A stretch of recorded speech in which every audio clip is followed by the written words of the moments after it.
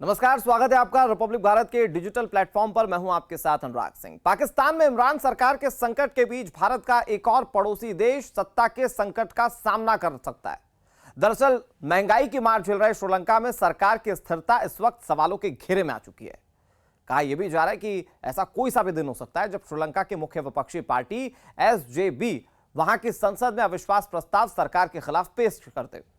दरअसल श्रीलंका में पिछले एक महीने से आर्थिक संकट गहराता जा रहा है। श्रीलंका इतने भीषण आर्थिक संकट से गुजर रहा है कि वहां पर जो चीज पहले सस्ती मिला करती थी अब वो 3 गुना महंगी हो चुकी है। श्रीलंका में रुपए की कीमत में तेजी से गिरावट आती जा रही है और देश 51 अरब डॉलर के कर्ज में डूब चुका है। एक बार फिर सुनिए, देश 51 अरब डॉलर के कर्ज में डूब चुका है। इसके चलते वहां की गोटबाया सरकार ने 1 अप्रैल को देश में इमरजेंसी लागू कर दी थी। जब इमरजेंसी लागू की गई, वो भी इस आर्थिक संकट के बीच, तो लोगों ने विरोध शुरू कर दिया। इमरजेंसी के बीच 3 अप्रैल की रात राजपक्षे की पूरी कैबिनेट इस्तीफा दे चुकी थी।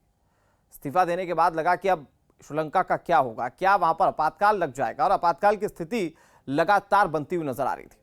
हालात इतने खराब हो गए कि 5 अप्रैल को श्रीलंका को नॉर्वे, इराक और ऑस्ट्रेलिया से जो अपने दूतावास अस्थायी रूप से चल रहे थे उसे बंद करना पड़ा। भारी विरोध के बीच राष्ट्रपति गोटबाया राजपक्षे ने 5 अप्रैल को ही आधी रात में इमरजेंसी को खत्म कर दिया, क्योंकि एक तरफ तो आर्थिक संकट की मार वो लोग झेल रहे थे, दूसरी तरफ इमरजेंसी और लागू कर दी गई। ऐसे में लोगों के सामने 2 वक्त की रोजी का भी संकट था। इसको देखते हुए श्रीलंका की मुख्य विपक्षी पार्टी एसजेबी ने शुक्रवार को यह घोषणा कर दी है कि राष्ट्रपति गोटबाया राजपक्षे की सरकार सबसे आर्थिक संकट का जब सामना कर रही है और अगर वो जनता की चिंताओं को दूर करने में अब से कुछ ही वक्त में नाकाम साबित होती है तो फिर उसके खिलाफ अविश्वास प्रस्ताव वहां के सदन में लाया जाएगा। विपक्षी दल ने यह तक धमकी दे दी है कि राजपक्षे लोगों की अगर चिंताओं को दूर करने में विफल रहते हैं तो वहां उनकी सरकार के खिलाफ, राष्ट्रपति के खिलाफ महाभियोग तक चलाया जाएगा। अब आपको यह बता दें कि राष्ट्रपति और पूरे राजपक्षे परिवार के सरकार के इस्तीफे की मांग को लेकर देश भर में विरोध प्रदर्शन चल रहा है, क्योंकि कहा जा रहा है कि राजपक्षे परिवार अपने परिवारवाद की वजह से श्रीलंका को इस दलदल में घसीटता चला गया।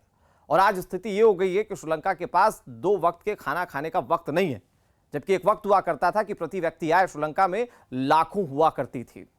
श्रीलंका की संवैधानिक संरचना यह कहती है कि श्रीलंका में सत्ता प्रमुख राष्ट्रपति होता है, क्योंकि हमारे देश में अगर आप देखें तो जो पार्टी चुनाव जीत कर आती है उसका प्रधानमंत्री चुना जाता है, वहां पर राष्ट्रपति चुना जाता है और वहां पर सत्ता की बागडोर उसी राष्ट्रपति के हाथ में होती है।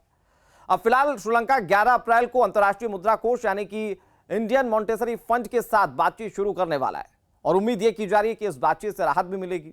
हालांकि इस संकट के वक्त में श्रीलंका के सरकारी और गैर सरकारी क्षेत्र के कर्मचारियों ने हड़ताल शुरू कर दी है।